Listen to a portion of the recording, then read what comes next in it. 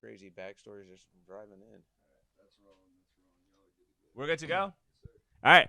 What's up, guys? Welcome to episode 126 of Convos on the Pedicab. I'm here with my pal, Owen Schroyer from InfoWars. Before we get started, though, we got to give a quick shout out to our sponsors. Have you been leaving your house outside again? Texas weather can wreak havoc on your home, especially your roof. And if you haven't had it inspected lately, chances are that outside elements could be making their way inside your home. Trust Balcones Roofing and Remodeling to perform a thorough roof inspection and offer long-lasting solutions. They are the only 5-star rated roofer in Austin who specializes in installing the impact-resistant F-Wave Revia and back all roof replacements with a $20,000 guarantee. To schedule a roof inspection, call 512-937-8805 or visit balconesroofsaustin.com. 512 Boutique Events services all catering and staffing needs to any event in Austin and the surrounding areas.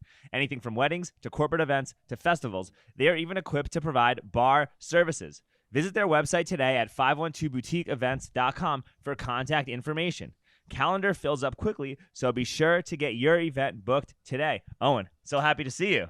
It's nice to be here. I'm getting some behind-the-scenes pedicab action this morning. I know, man. This is how us common folk live. You know what I mean? Like, they're trying to push us out of Austin with all the scooters, with the Ubers, with all this. I don't like those things. I've never ridden one to this day, and I will hopefully remain an electronic scooter virgin. Excellent. Yes. That's my plan. This is why you're a great American.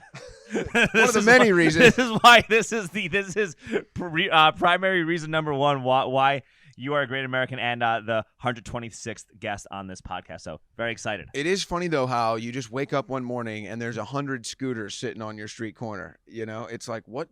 How did they get here? Well, some of them also go into the ocean, and it's for climate change. That's true. Actually, I think it's in India. There's a whole massive parking lot filled with ones that can't be used anymore. And I think there's like tens of thousands, maybe hundreds of thousands of these things, just as far as the eye can see. It's sustainability, Owen. This is how they want to travel. This is how they want you to travel when they put us into 15-minute cities. Yes. Well, if you're lucky, if you can afford one, you know, you might have your card shut off, your chip shut off because you didn't get your new boost, your new booster.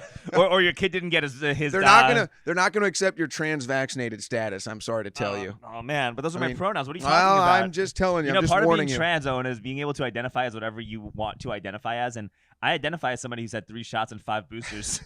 This is about. It's a lie. They don't accept that. I challenge you to take that into the world of the 7,600 genders, and they will reject your trans-vaccinated status. These bigots. So you mean to say that if I don't get my 5th booster and don't give my son his monthly puberty blockers, we won't be able to live in the 15-minute city? That's true. Or you might be able to live there, but you won't be able to get the food and the water that they have monopolized. Understand, like you're gonna have to get the synthetic cricket burger instead of the organic. You might have, burger. you might have to go to the black market cricket, shredded cricket, for some sustenance. You're gonna have to send Bitcoin to buy the prime crickets. Yeah, well, Bitcoin is probably going to be illegal, so you'll be pressing your luck there. I don't really know how you can make Bitcoin illegal though. That's gonna be a tough one. You know they're going to try. They're gonna try. I don't think you can though, with how Bitcoin is made and how Bitcoin operates. Like, you can't do anything about that because it's controlled by node operators, and the only way to do anything about Bitcoin is to change the code, and anybody can be a node operator. It's like becoming an Uber driver almost. I think what they'll do is they'll find a way to tax it so that it's not even worth holding. They'll either this unrealized gain tax or some crypto. How do they do that if you have a KYC free hard wallet? Like, how are they going to find? Well, I'm not the one that's going to be doing it. I no, but I'm just saying that's just not going to work, right? Because people are just going to put their Bitcoin in cold storage. They're going to say, "I lost my keys in a boating accident. I'm sorry." You know, like there's no way to do that. What they can and probably will do is try to pump up as many as many alt shit coins that they're doing right now, and try to get as many like exchanges to fail or choke out. Like you know about Operation Choke Point, right? Is that going on right now? Are they pumping shitcoin? They're not pumping shit. They do that every 4 years in the bull market, right? Yeah, I want to bet on the right one next time. just hodl Bitcoin, and then you're fine. That's the right one. No, but that's like long term. If you think, I mean, that's it's still gonna a work really out. good. It's still I'm better talking gains than about- any other investment. I'm talking about the ones that go like 100,000% in a week and then fall off the table. Yeah, but that's like going to a casino. Yes, It's literally going to a casino. you don't want to put it all on red and win. Yeah, I mean, That's what I'm saying. Well, you want to know? You know what my best altcoin strategy is? It's just buying stocks that have buy like Bitcoin mining stocks, and you'll get a very similar return. Like Riot Blockchain, and I fucked up. I should have bought this, but it was like less than $1 a share during COVID, and in the height of the bull market, it got to $82 a share. So imagine if you bought like $1,000 worth of Riot when it was like $1 a share and sold it. Like, you never saw the top, right? But like you sold it at 60. Like, you made a 60x return on an investment. That's insane. You can do that with anything, though. I mean, you can sit there and have regrets of moves you didn't make financially forever. It's never gonna It's change. everything. You have regrets about moves you didn't make, and that the most important thing is to always, create things and do stuff, right? Like, just in general. But back to Bitcoin, like what I think they do is they try to get the exchanges like. So I'm trying to figure out how to phrase this. But you've been paying attention to like all the bank stuff, right? Yeah. Okay. And do you know who Caitlin Long is? I don't think so. No. Caitlin Long is this lady who has a Bitcoin backed bank called like Custodia Bank, and they were trying to get FDIC clearance to be able to operate, and their reserves were at 108% ratio, meaning that they had $1.08 of reserves per dollar. Okay, and it got rejected. So the opposite of FTX. Yes, the exact opposite. Got rejected. There have been numerous banks that will hold reserves at 1-to-1, and they get rejected by the Fed all the time to have banking licenses. And it's because they want them to be safe, but not too safe. And their argument is that, like, hey, if you're at 1-to-1, then everyone's going to leave the other banks and only go to your banks, and it could create a big stress on the system because it's a literal Ponzi scheme, right? Yeah. Anyway, the point being is that a lot of crypto exchanges are you don't really know exactly what their reserves are. Like Binance, when the CEO of Binance was like talking about like his asking about like the proof of reserves, he couldn't give a clear answer. This was months ago, right? Now Binance today is like halting trading. And that was the guy that's CZ who kind of he exposed SBF. FTX. Yeah, he exposed FTX. Yeah. That guy.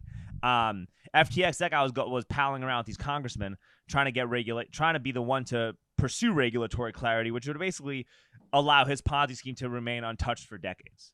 I mean, he was a front man. He didn't know what he was doing. It's pretty clear at this point. They got him living with his parents, calling it house arrest. I mean, come on. Yeah, well, and then the $250 million bail, they got out with $250K, and like, yeah, it's a total scam. And this guy's like a total autistic weirdo, and the media was calling him like a crypto genius, which makes no sense. That's what I'm saying. His parents and all these powerful people basically set him up as a fall guy. I don't even know if he understood what he was involved in. He might still not to this day. Same thing with that Ellison girl.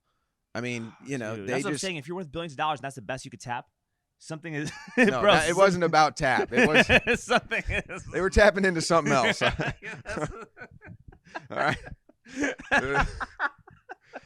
So, but that's what they did. They used them as the fall guy and the fall girl, and now SBF is just hanging out at his parents' house. Yeah, just until he goes to jail. Playing Super Nintendo. He's not going to jail. Well, he's the fall guy. It doesn't really matter whether he goes to jail or not. It's kind of a moot point, because what's happening though is that, like, you kind of touched on it. They use these people as fall guys, right? So like they'll pump up these exchanges that are kind of insolvent or illiquid, right? And eventually the dominoes come crashing down. And a lot of people who get into crypto or get into Bitcoin, they at first get into it because they just want to get rich quick. They want to make quick gains. They see the number going up. They see the green candle. They want to drive Lambos and go to the moon. You know what I mean? Like they do it for these really superficial reasons. And so if an exchange fails and some stuff like this happens, and they don't understand how cold storage works, they don't understand like multi-sig, they don't understand, like, they're not like trying to learn about the Lightning Network. They're not trying to like actually use it they're not trying to like take the time to understand that Bitcoin is better money. Or they're not slowly DCAing into this better asset over time with what they can afford to do, and they're doing stuff on leverage and all this other stuff, right? The more these exchanges get wiped out, the less they trust crypto, right? And if you don't know what's going on, you're gonna conflate Bitcoin and crypto together, and so then you're gonna be less likely to want to take the exit ramp. And so when the banking system fails, which it is failing, you just look at what's happening. Like, you can't sustain a $330 trillion debt. Unless it's by force, and you have an entire army of they-thems in the military It's obvious that it's failing, and so when these things fail, what's going to be left? It's going to be nationalizing banks and creating central bank digital currencies. So ultimately, I don't think they need to even do anything that crazy. They just got to brainwash the people to just voluntarily accepting a CBDC, which they probably will because they all put that stupid mask on during COVID. Well, this is what was inevitably going to happen in cryptocurrencies when everybody started making their own coin, and you've got these influencers that so commonly, I don't think I'm the only one, refers to them as this boobs and Bitcoin. I'm sure you know what I'm talking about. And so they get guys in and they kind of treat it like it's day trading. I mean, if I was going to do day trading, I would just get involved in the stock market. If I was trying to look to make gains like that, I would get involved in the stock market. It's my understanding, and I don't know why this hasn't been, if it's a communication problem or if it's a reception problem, but the whole point of the cryptocurrencies is to say we're not going to be reliant on a gigantic central bank Ponzi scheme. We're not going to put all of our economical financial eggs in this basket, because if it does, we know where it's going. We know the plans they have. We know about the Chinese communist system that they have over there they want to bring here. Oh, yeah, the social credit system with CBDCs. You can only buy meat on Tuesdays. So, but If why? Yeah. So I'm saying, why are these people getting into crypto or getting into Bitcoin and all this stuff looking, oh, I got to make a gain, or I'm going to make a quick return, or I'm going to be trading?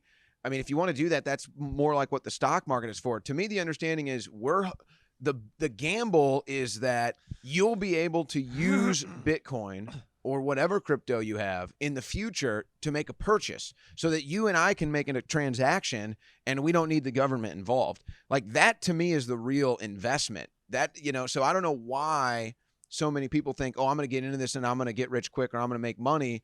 To me, that wasn't the intention of Bitcoin. That wasn't the intention of cryptocurrency. No, I agree with you fully. But what you illustrated is also a symptom of cultural degeneration, right?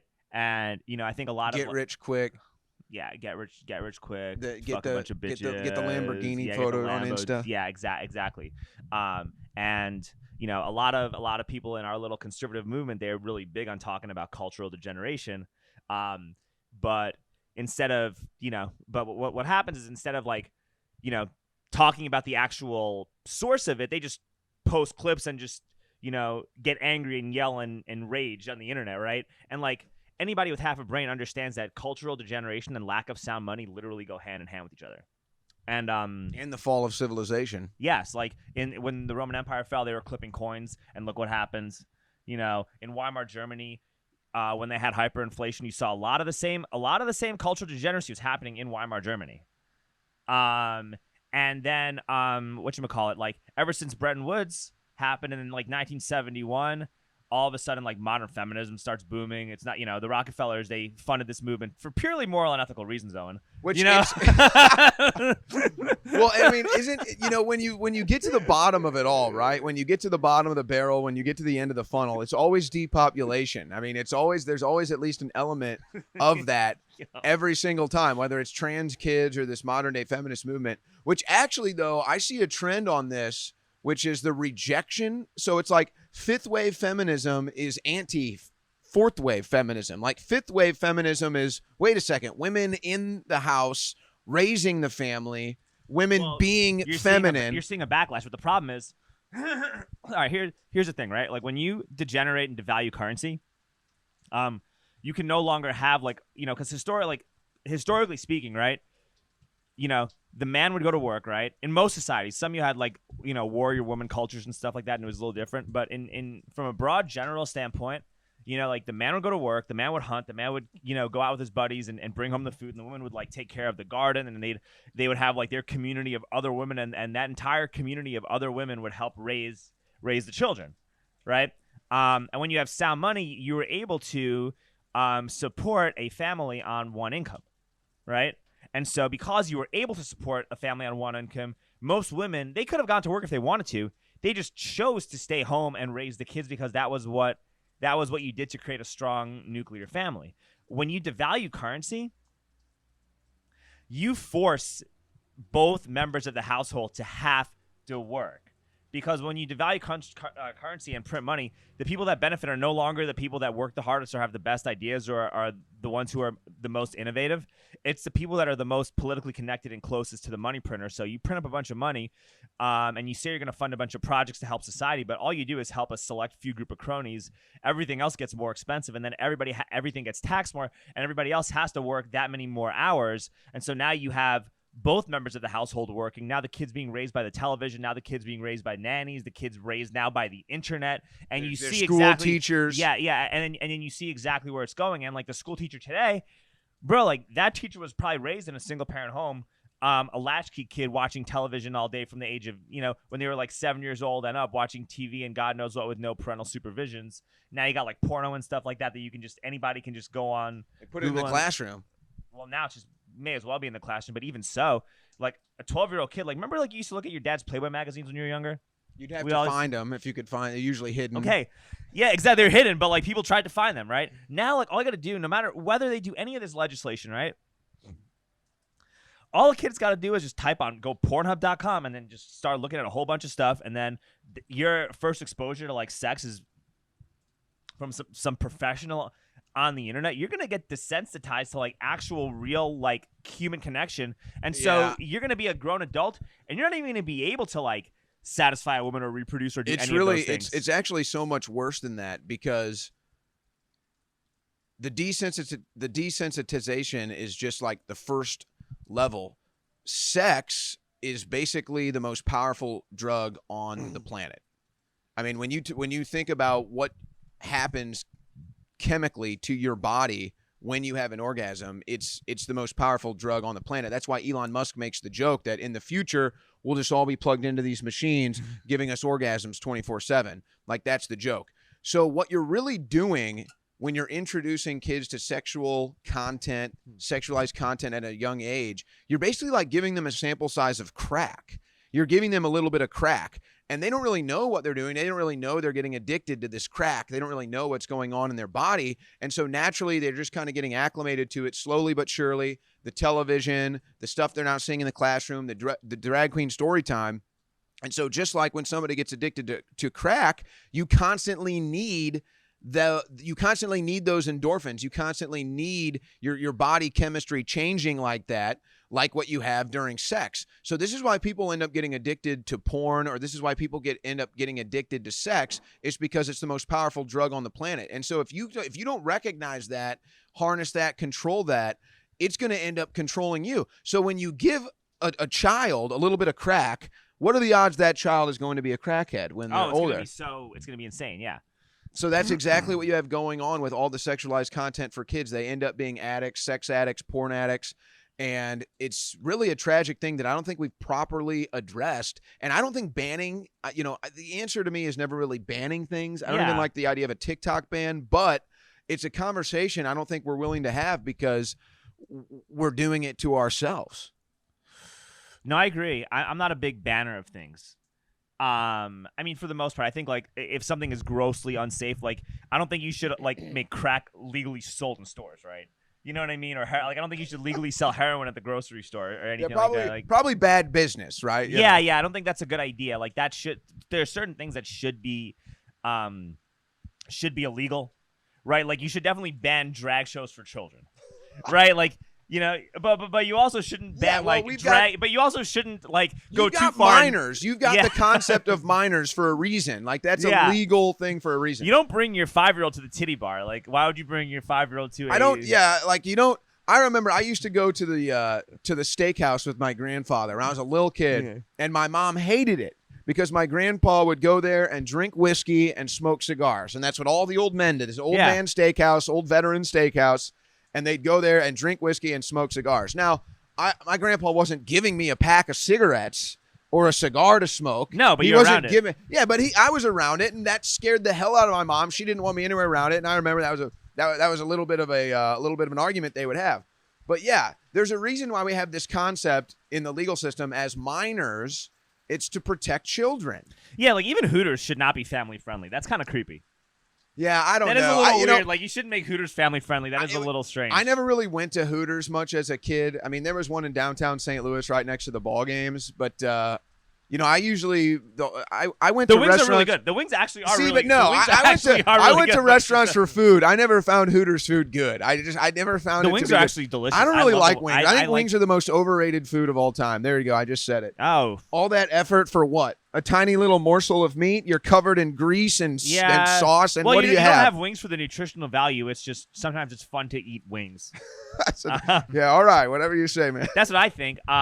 So that's my statement on That's my controversial take of that. the day. That's the most controversial take that we have. That on this will be podcast. that the will most be controversial that will be take the on most this. ridiculed take is that wings are the most overrated food item. So overrated, disgusting.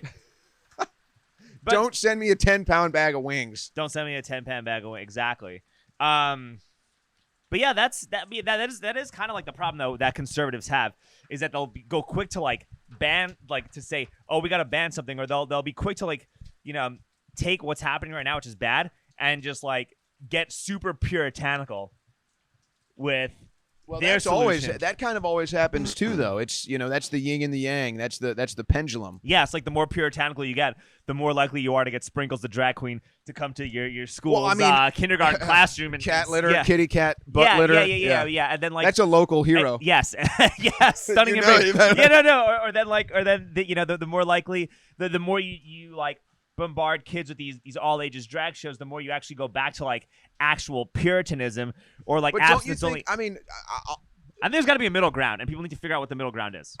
But for me, and this is definitely a trend of what you're talking about, but even for me personally, the more wicked and the more evil I see in the world, the more I'm like driven to become the opposite. Yeah, like the more wholesome I want to be, the less stuff I want to do that I feel is either bad for my body or bad for my mind. Like the more pure I want to be. Okay, but then we have a next generation. How do you communicate this to the next generation of kids who've been raised a little bit differently on these computers in a much different way than we've been raised, and they didn't have two parents in the home?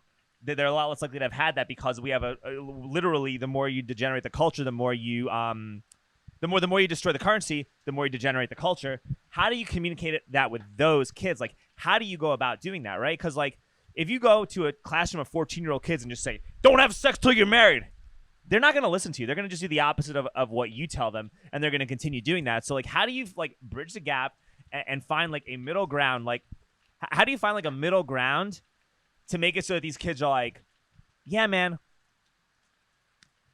I can't just fuck it. Like, fucking a million different girls is not cool. Posting thought pics of myself on Instagram and creating an OnlyFans is not going to help me. How do you get to the middle ground?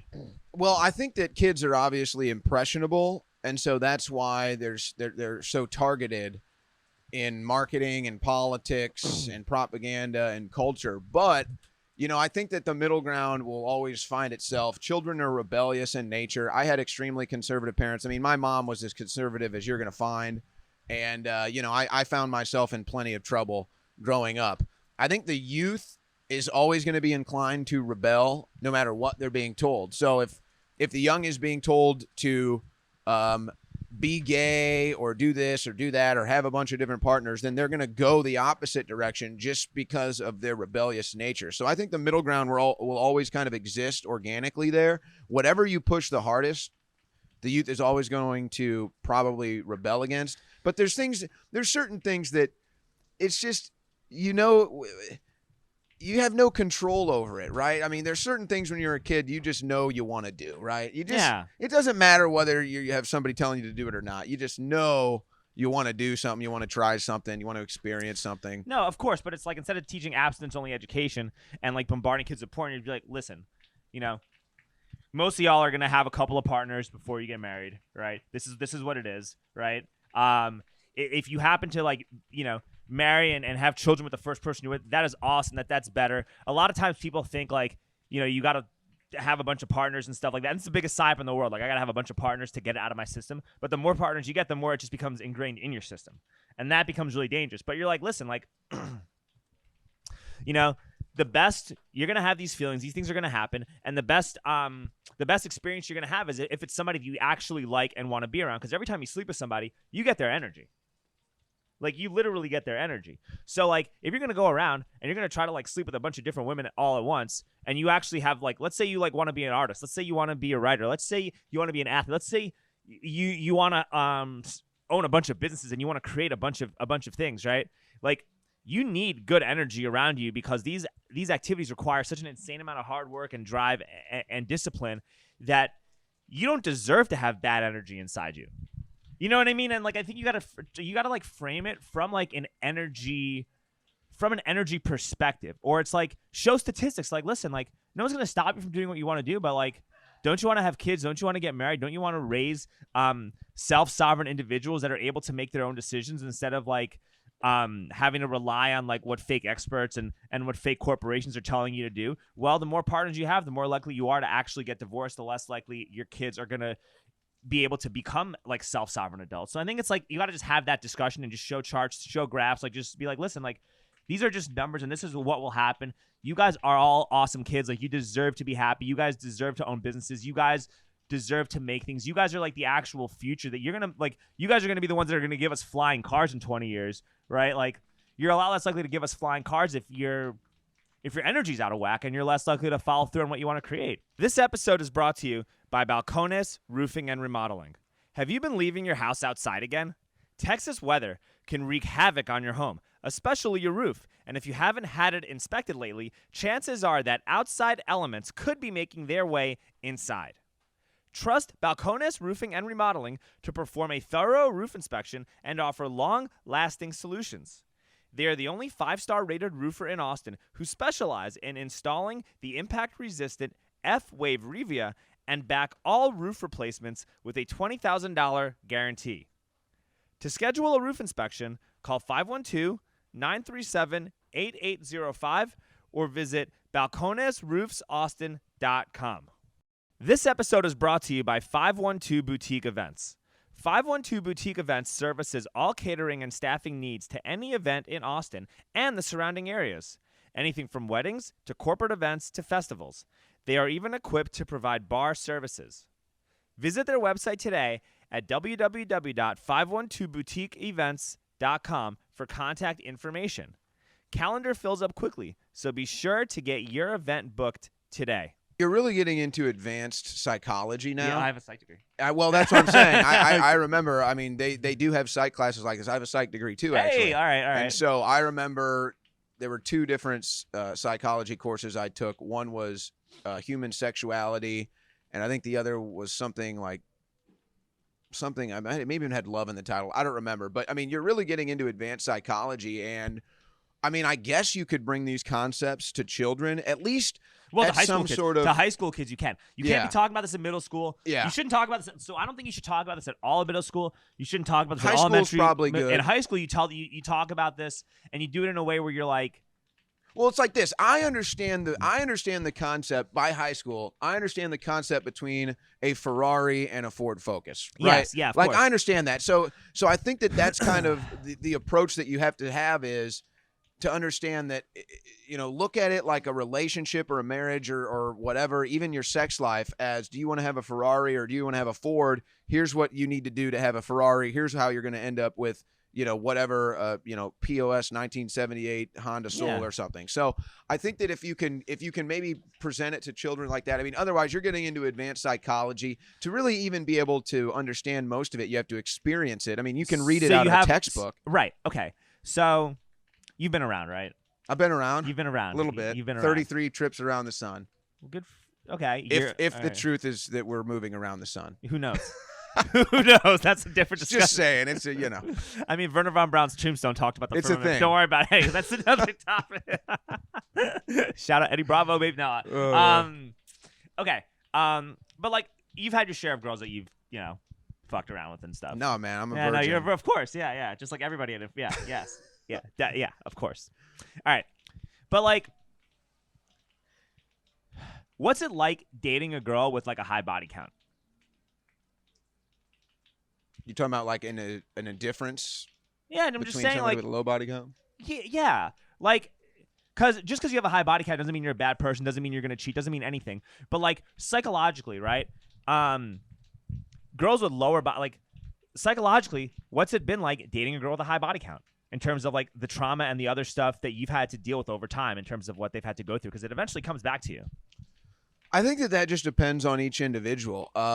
Some may be extremely particular and judgmental about that. I We're making typically generalizations. haven't. No, and you shouldn't. I don't think you should judge at all. No, I know you're not saying that. I'm just saying, to me, it's like, I know I haven't been the best person throughout my life. I know in fact, one of my biggest regrets is, it's not that I don't regret marrying my first girlfriend or the first girl that I had sex with or anything like that. It's that you realize that you put so much into these relationships and you kind of do lose a piece of your heart every time. I don't know if you can ever really regrow that. I mean, you do lose a piece of your heart. So I realize that in each relationship that I've had with a woman, that she's lost a piece of her heart just like I have. And so I do actually kind of feel bad about that. And maybe that's why I haven't had a serious relationship in a while. But, to me, that's how I look at it. It's like, I can't really judge anybody. I can't really, high body count, low body count. I'm sure that there is I would say the level of commitment is the biggest difference.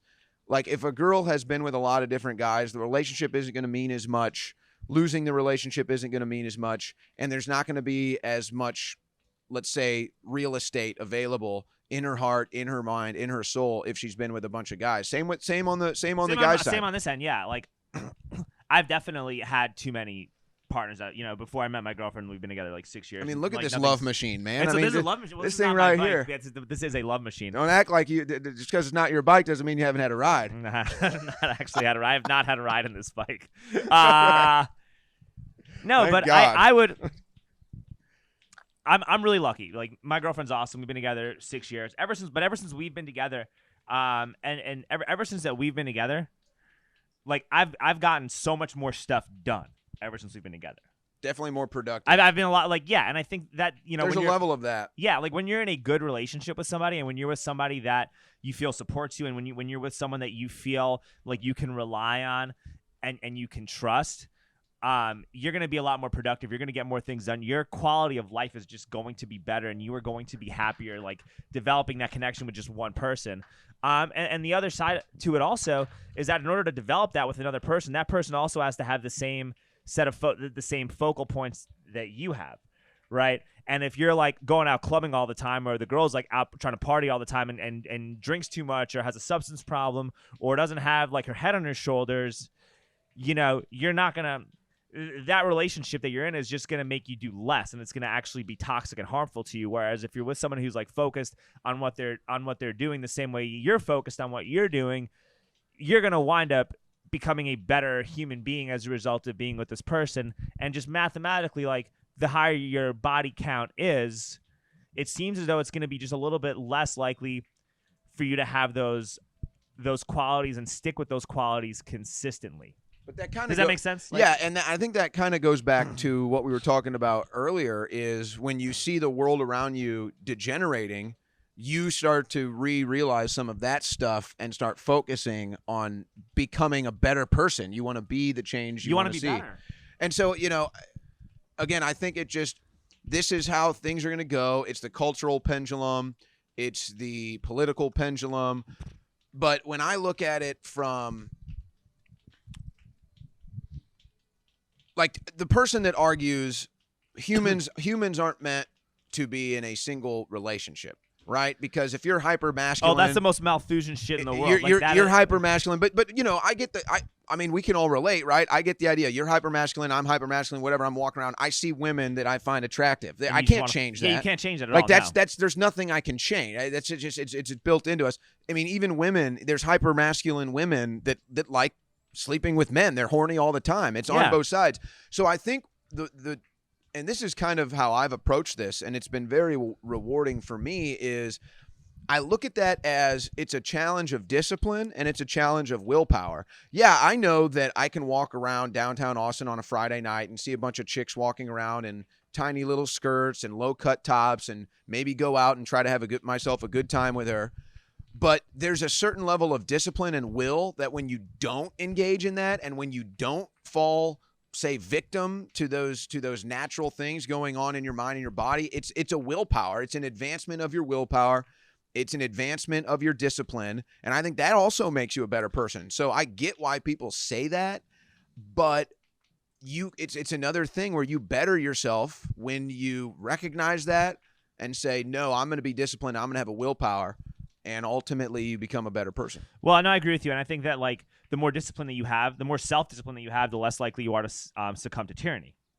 Which is another reason why they're trying to which is another reason why they're trying to, you know, and it's not subtle anymore, like wage war on traditional masculinity.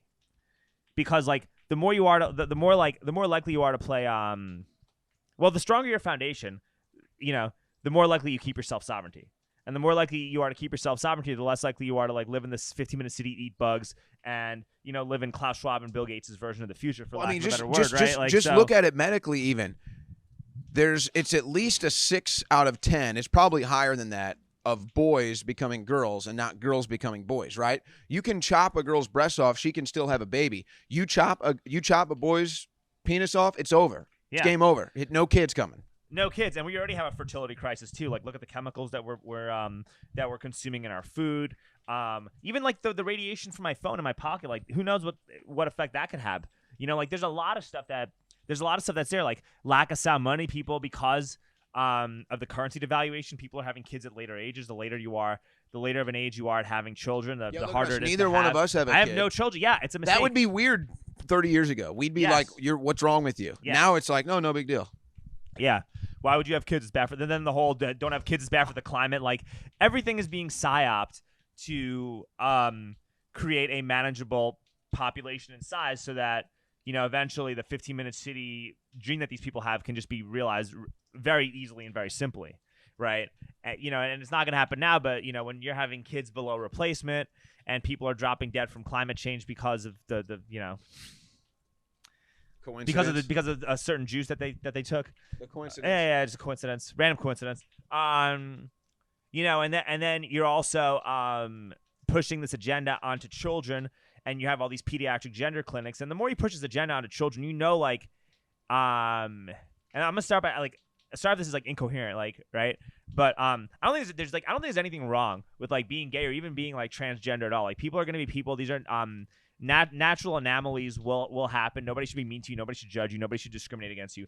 But what's happening right now is, because this agenda is being pushed, you're getting a lot of kids who otherwise would just grow up to be regular, normal kids. You're putting them through this machine, so you're actually creating an influx of trans kids who otherwise would not be going through this. And then you're creating lifetime big pharma customers, and that's 1, 2, 3, hundreds, thousands less people that are not going to be able to reproduce as a result of this. Well, think about it like this. Yeah, because think about it like this.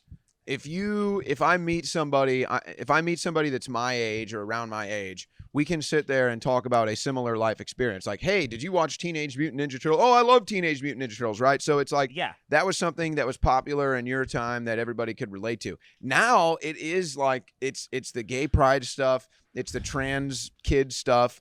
And this is what they're trying to push culturally. And so the difference is, it's not you and I getting a Teenage Mutant Ninja Turtle doll or something, or I put a headband on as a kid and pretend I'm a ninja in a half shell, right? I mean, these are life-altering, permanent changes that they're making to their body, but it's being pushed onto kids culturally. It's become a pop culture phenomenon. Well, and it's not innocent. It's not. Well, and it's not even about the kids, like, saying, oh yeah, by the way, did you get your hormones? Like, that's not what's happening. It's the moms. Like, these trans kids are like Prada bags for moms. There's no doubt. There's the social media. Having a trans kid is like having a Prada bag now. I mean, look at Dylan Mulvaney. I mean, I don't look at Dylan Mulvaney because it has no impact on you're my day-to-day life.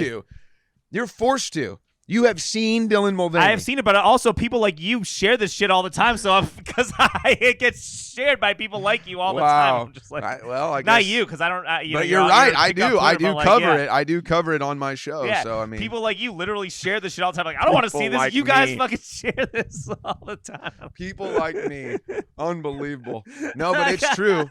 It is true. There's a level of at what point do you decide to ignore something or choose that covering it is more important than exposing it? Well, it's just like the whole libtards with Donald Trump. Like, if they really wanted Donald Trump to go away, they would just stop talking about him.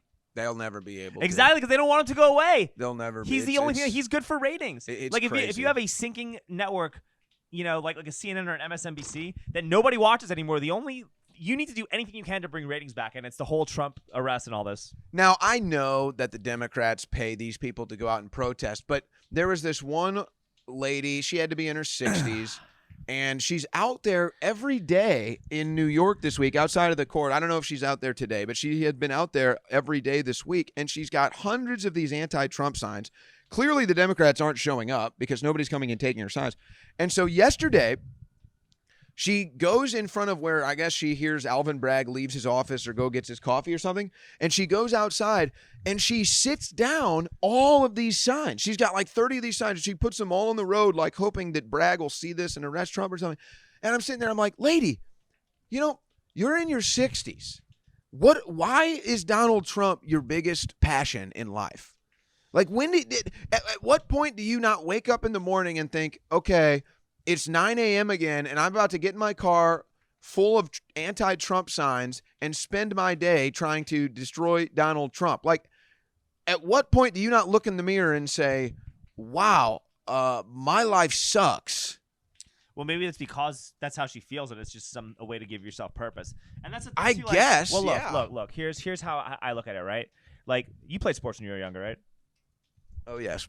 Yeah. You're an athlete. I was an athlete, right? Like, we've done activities that have given us like a sense of like brotherhood and community and a sense of like accomplishment, right? A lot of people here, they've been raised on, you're raised on single parent homes, right? You're raised in front of a television. You were raised by big pharma, and this started in the 80s and 90s. Like, they tried to put me on a whole bunch of medications because I had a bunch of learning disabilities as a kid. Luckily, my mom and dad were like, they said no, but there were a lot of kids I knew that were heavily medicated. They didn't turn out very well. But our generation was the first generation that was almost raised by big pharma, because we're about similar in age, right? Yeah, it was. I mean, they were really pushing Ritalin and Yes, Adderall on yeah. kids. Late 90s is when it really just. And this whole trans thing is the same thing, but on steroids, and that's what I try to tell. That's how I try to communicate this to people who are like on the left. I'm like, no, dude, I don't hate trans people. I love everybody. The favorite like coffee shop I go to is a place called Halcyon, and it's pretty much a gay bar. That's the one with the cigars, right? Yeah, the place is awesome, and the burst and like the ladies, the people who serve my coffee, they're all really nice. Yeah, I they're love all that really place. Great, yeah, Always have a they're good the time best there. people. Like, all the gay clubs are all really cool. They're all really That nice. kind of Yeah. changed in the last 5 years, though. That wasn't always a gay strip. No, that was always gay. No, not 4th like it Street is was now. always gay, Not dude. like What? it is No. now. Not like it is now. Well, it's a you little- could have walked down the street and not realized it. Now they'll make sure you know. Oh no, I've Now been it's pedicabbing like, for like 10 years. I've you're gonna known. see. I've known, but the point is, all those guys are super cool, right? And so, like, how do you communicate with them that, like, yo, you guys are getting played by falling for this, right? And it's like, and what they're doing right now with the trans kids, it feels to me like it's the same thing that they're doing by trying to put all the kids on Ritalin in the 1990s and the early 2000s. But like you said, it's worse. It's a lot worse. But even- the point is that, like, I'm sorry for interrupting. Like, the point is that, like, this is how. If you want to win this war, you can't just like speak into a right-wing echo chamber, and a lot of us do this, right? The point is, like, how do you get the other side to understand where you're coming from so that they can relate and understand where you're at? And then and when you talk about big pharma and overly medicating kids, and you draw parallels, then they're like, okay, I get what you're saying. I'm not going off and like talking shit about drag queen story hour or drag shows for kids or any of that stuff because I don't want you to exist. Like, I love you. I want you to do your thing. Like, what you're doing is great. I love that you're expressing yourself. I'm expressing myself too. It's just, you guys are being played by big pharma, and we got to see this so that your rights don't get taken away. Like, that's kind of how I phrase it. This is one of the greatest paradoxes that I've faced in my life, and I've kind of sadly realized that it's a purposeless challenge, or maybe not purposeless, but there's no results. It's never yielded me any results. I can't go up to somebody who disagrees with me politically and try to convince them of anything. I can't convince them that a man is a man and a woman is a woman. You know, I can't convince them of a lot of different things. And so when I first got involved in politics, you got to understand, I was fully into the sports matrix, fully into Yeah, so you used to be a sports reporter. Yeah, fully into sports. Okay. I mean, foot in the door of about 6 different big career opportunities. I mean, I could have gone, dude. Like, my friend Zach Moore was like an NFL agent. It's like the same thing. So like, okay. I could have had a career in the sports media and done very well for myself. I had a bunch of different avenues. And I decided to switch into politics, but I did not come in political. I didn't come in as a right winger. I didn't come in as a left winger. I came in as a guy that just loved freedom and hated the government, if I just putting it basically. So when I first got started, and this is why you have all those videos of me out on the street, I genuinely thought I could reach people that didn't understand or know what I know. I genuinely thought I could reach people. It doesn't mean we were going to agree on everything, right? People are opinionated, but there's a certain set of facts that should be understood. And so I realized that it's just a fruitless endeavor, sadly. And it's just like most people's experience, including my own. I had to wake up for myself. I had people trying to wake me up for years that I would laugh at and make fun of. I had to wake up for myself. So sadly, even though I think it's a genuine desire which would have a great purpose if you could succeed, it seems to be impossible. And this is why this is what they do with Donald Trump. This is what they do with whoever it is. Oh, he's a racist. He's a transphobe. He's a bigot. So that person that you might reach, because you actually have more in common with them than they may realize. They may have a rainbow wig and fake tits, and you may have a crew cut and jeans, but you might have more in common with them than you realize. But now, oh, that's a racist, that's a transphobe, that person hates me, and so immediately that bridge is broken. So that's why the stuff that me and Alex Stein are doing is so effective. It is, because you know what does bridge that gap? Is comedy. Comedy, yes. It's the one thing that can still bridge the gap, even though even that bridge is damaged. Even that bridge is a little shaky and damaged. But it's still worthwhile. And you could even have that conversation with certain people and say, well, yeah, someone could say, well, trans people are subjected to ever increasing amounts of violence in the past 5 years, and they could show you statistics showing that the violence has gone up. And then you could say, okay, I understand where you're coming from. And look, I'm Jewish. Like, I had family that died in the Holocaust. I don't want anybody discriminating against you or any of that stuff. Do you know that they've changed the definition of what constitutes violence?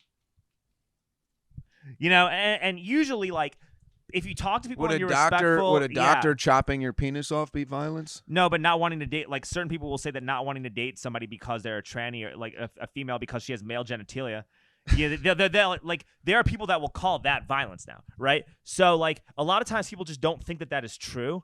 Or, like, I have a friend who, like, runs the Coal Town Theater and was, like, saying that they want to ban, like, drag performances and this and that on her story. And I was like, no, they don't want to do that. This is just about not letting kids go to these shows. And then she said, Alex, they're not sexualizing kids or doing this. And I'm like, I want to ban cigarettes for 18 and under. Yeah, okay. Yeah. I'm like, well, here are these videos and here are these clips that show that they are letting kids in these shows. I don't want to do that. This shouldn't be banned for grown-ups, but yes, they actually are doing this. Here are an ample amount of videos. And if people don't recognize this is a problem and should get stopped and nipped in the bud, they'll associate this entire community with being groomers. And then these people actually can lose their rights. People are realizing that. Right. So I think if you communicate it in a way that you're empathetic to people, like, you're never going to get the top head honchos of these organizations because there's money to be made in grifting.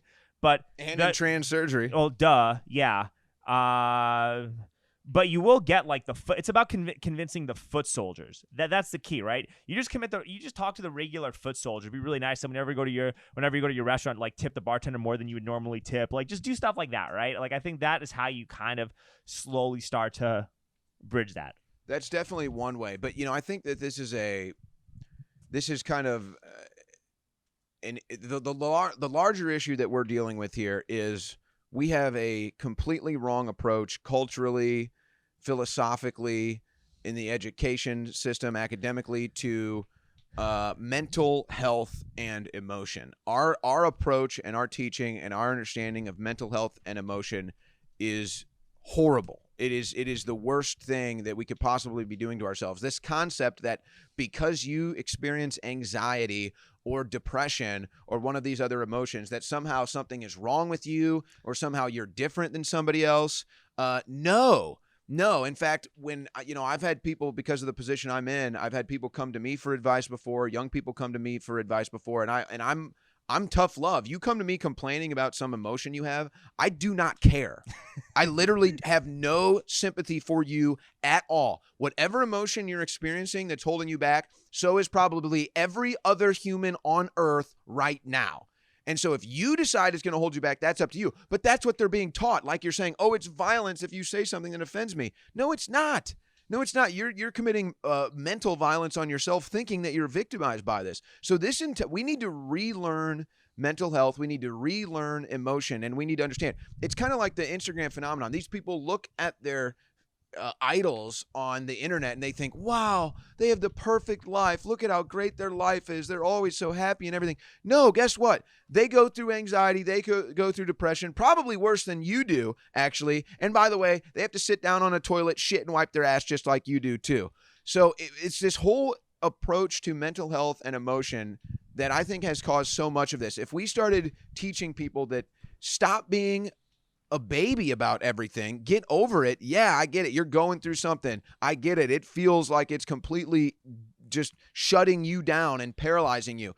Everybody's been there. Everybody experiences that. The difference is, how are you going to handle it? How are you going to grow through it? How are you going to get through it? And instead of just being paralyzed by it and society saying, oh, that's okay. Yeah, you're just hurt.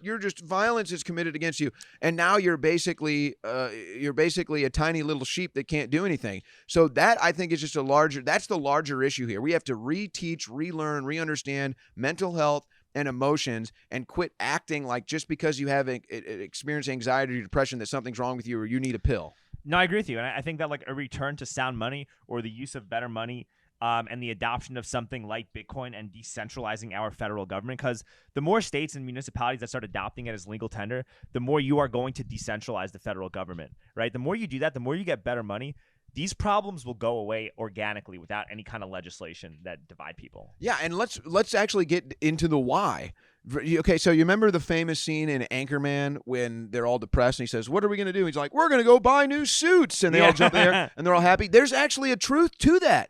When you're down and you're depressed and you go get something you want to get, or you go have a nice meal, or you buy a new shirt that you really like, or like that makes you feel good. It does. There's a reason why consumerism is addicting.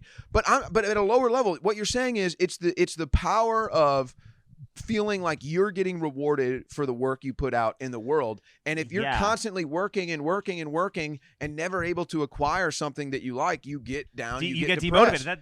That's actually a very solid point. And then when you have a lack of sound money, you're a lot less likely to see the rewards of your labor. And when you're working really hard and you don't see rewards, you say to yourself, what's the point of doing this? I'm going to just go have fun and not have responsibilities. So, you know that I grew up in New York City? I know that now because you have a New York area code. Yes. Yeah. I grew up in New York City. And who is this from New York? What is calling me? All right. But I grew up in New York, and I lived with my parents until I was 27 years old. So like 2 years ago or what? 36, motherfucker.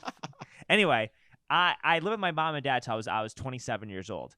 And so wait, when did you move here? Because we met at least like 5 years ago. We met like 7 years ago. So do you remember how we met? I remember we met right over on West 6th, I believe. No, I'll tell you how we first met, but let me finish the story. All right. You're in New York. No, I was in New York. I lived at my mom and dad's house 27. I didn't move out of my parents' house until I moved to Austin. But, you know, a big reason why I was there for so long is because I didn't feel like there was any sense of motivation to want to improve my life or do anything because, you know, why am I going to work 70 hours a week to live in a closet with 5 roommates next to a housing project and some homeless guys peeing right outside of the D train, or I don't have to go to sirens or I have to worry about getting robbed at my way home or something like that. And I'm going to pay $1,000 a month to live in a closet, worry about getting robbed, live across from a housing project with 5 roommates. 3 of them probably have mom and dad pay their bills. They're going to complain about, systemic oppression while mom and dad pay for their bills. And you see like a place like New York, even in 2012 or 13, was the epitome of like cultural degeneration because like, why am I gonna do this and try to do everything right when like some asshole drug dealer is like, wearing $3,000 worth of clothes and like, running through super hot women whenever he wants. And meanwhile, some guy that works in an office 40 hours a week is just like getting cheated on by his significant other, and she's cheating on him with that drug dealer, right? Like, so like that was my motivation. That was my mindset. And because of that, like I just didn't feel motivated to want to accomplish anything. And I think that, when you have rampant inflation, when attainable goals based on merit and creativity feel like they're out of reach, people stop wanting to move society forward.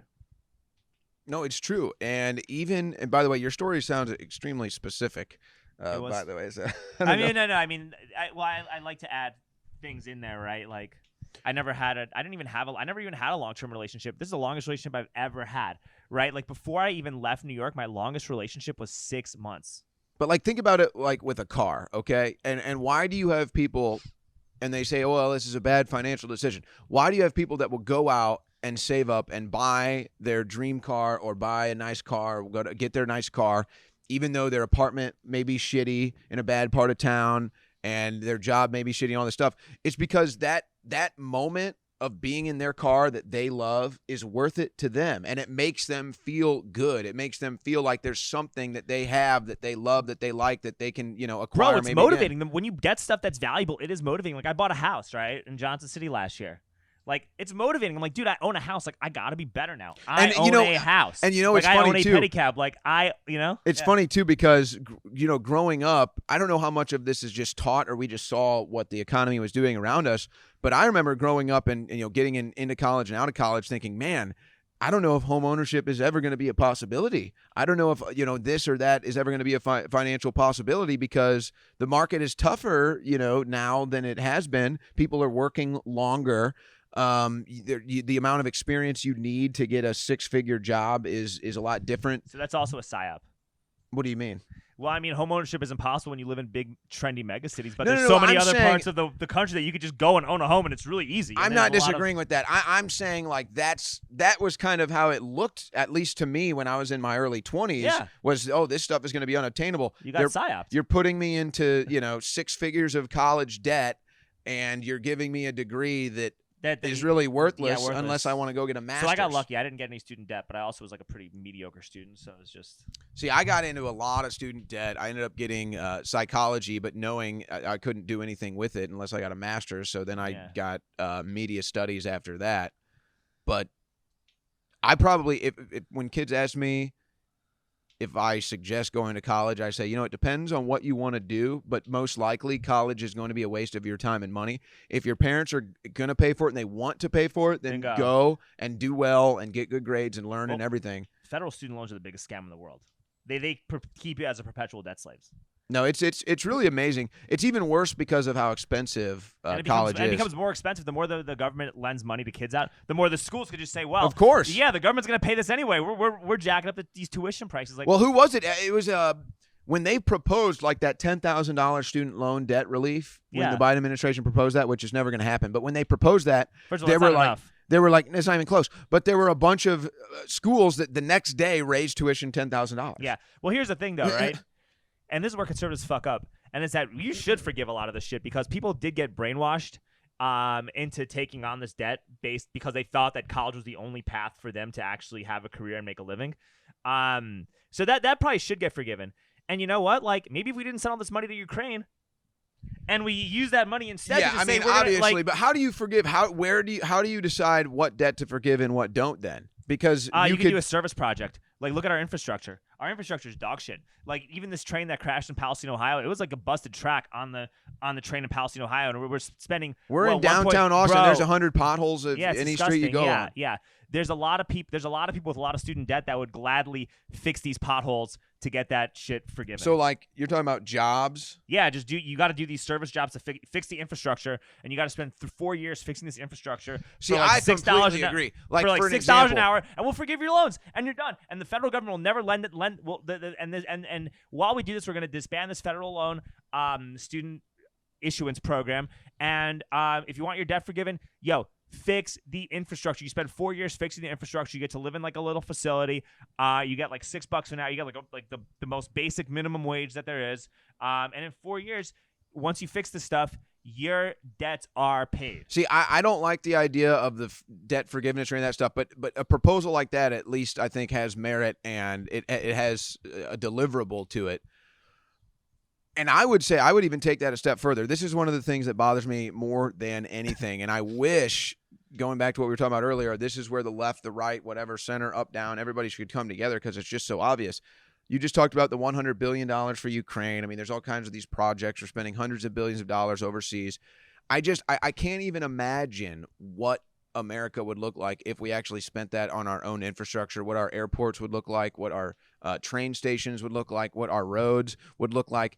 I mean, I don't understand why when we start a project, like there's projects in Austin, road projects that have been going on for years. Oh, a Project Connect's never going to happen, but you're going to get fleeced. But everyone just got fleeced for a ton of money. Yeah, but it's like when they do it, whether I agree with the project or not, if they're going to do an infrastructure project, there is no reason why as soon as it starts, it doesn't stop till it's done. I mean, I get there's going to be weather events and stuff, but I mean, like, you're telling me that we couldn't afford to have people working on that 24/7? Of course we could. Yeah. Somebody will take that job.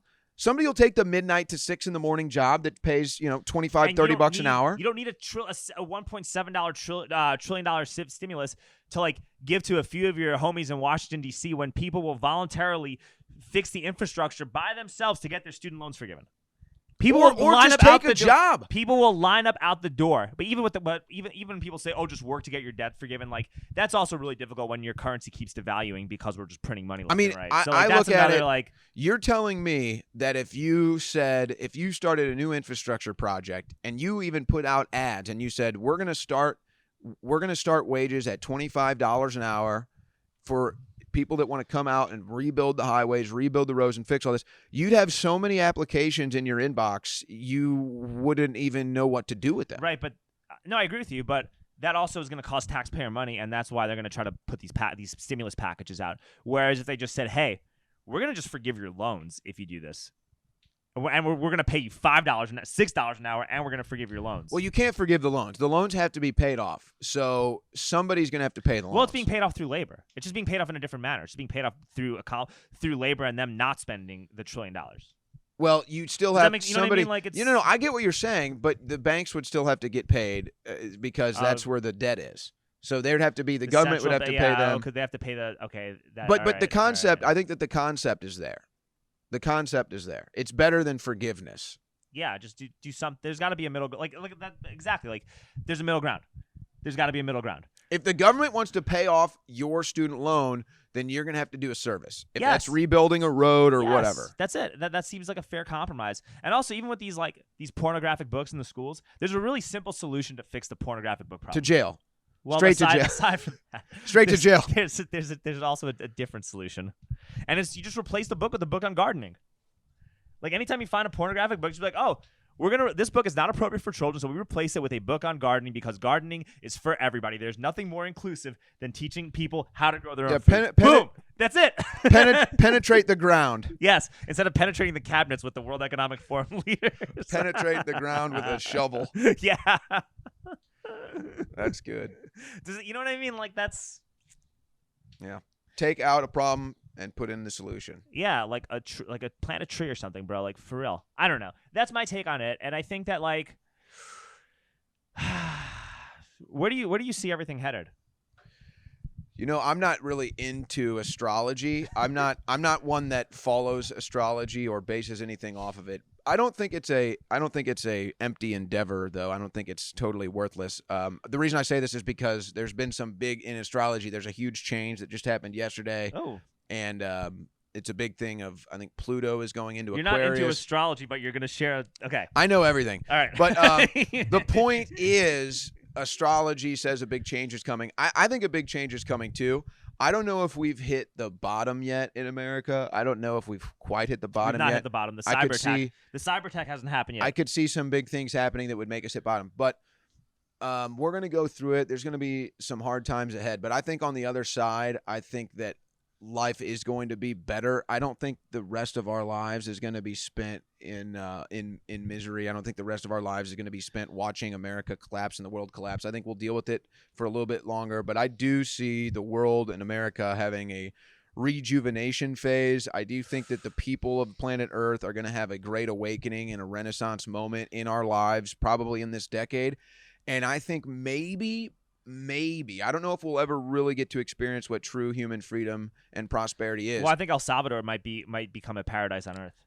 Well, until it until the central bankers and the globalists decide to Well, mop how? it up. How? Well, But I mean, it's they're a tiny using better- little nation. Okay, but they're using better money to attract a lot of people. Let's to put it that like coun- this. Let's put it like this. The El Salvador example is an example. Let's Okay. put it like that. The El Salvador example is the example. I'm talking about a world where you're not forced to pay for wars. You're not forced to pay for things you don't want to pay for. You're not taxed, say 30, 40% of the that's- money that you make. You don't have to worry about all these stupid, silly little laws that anything could end you up in jail or end you up with a big financial debt because of a lawyer, stuff like that. I think we're going to experience some of that. I don't know if it'll ever be, You're going to experience that in certain pure. parts. Yes, in certain parts of the world, you will experience that. But America's been the change for the world before. And if it gets, or even the West, I mean, whether it's El Salvador or somewhere else, if that becomes the standard and that becomes what the rest of the countries and the rest of the people of the world want to live like, then yes, El Salvador can be the example, or whoever it is. Yeah. Well, that's like hyper Bitcoinization right there. Like the parts of the world that go the hyper Bitcoinization route, you're going to experience that. But it's not just that. It's not just the Bitcoin. I mean, look, in El Salvador, what are they doing? They're arresting the actual criminals, and they're throwing them in jail, and they're showing you can do that. Yeah. You can do that if you want. A return to sound, better money helps improve your culture. That's also what it shows. If there's Nuremberg trials for the COVID-19 vaccine, I think that will be maybe the pivotal moment in all of this, because everything else will kind of become second fiddle. Even the war in Ukraine that we know is a major geopolitical issue for the globalists and a criminal issue for the United States, even issues like that are going to go away and sort themselves out. And, banking collapse and those are going to be the real issues. So what do you think the war in Ukraine is designed to do? So Russia does not want Ukraine to become a NATO country for many reasons. They believe it's part of Russia, and it was before the United States was ever even founded. And so there's a history there. It's a long civil war. Now, the problem is that Ukraine has become a vassal state for the CIA and the West to run all types of, everything. You're talking about money laundering, weapons laundering. Literally biolabs. There's a lot trafficking. Of stuff. Just everything is going through there. Russia wants it to stop. And then geopolitically too, Ukraine is a huge token, a huge piece of the puzzle, because you need to run oil pipelines through it. You need to run interstate highways, roads through it. China wants to build a road across Asia through Europe, probably going to have to go through Ukraine. It does have great farmland and great soil, maybe the most fertile in the world.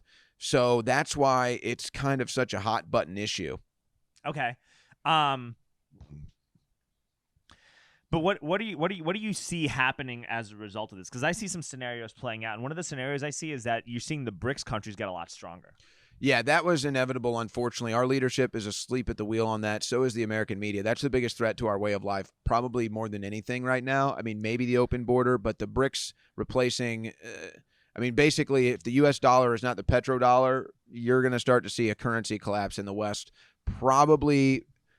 It's probably going to happen really fast, actually. Within the next decade or so. Yeah, oh, for sure. Now, for sure. but Faster than that. People think it's going to people have all this, they got the crayon and helmet crowd thinking you're going to get like $1 million Bitcoin in 90 days or something like that. Like, that's not going to happen, right?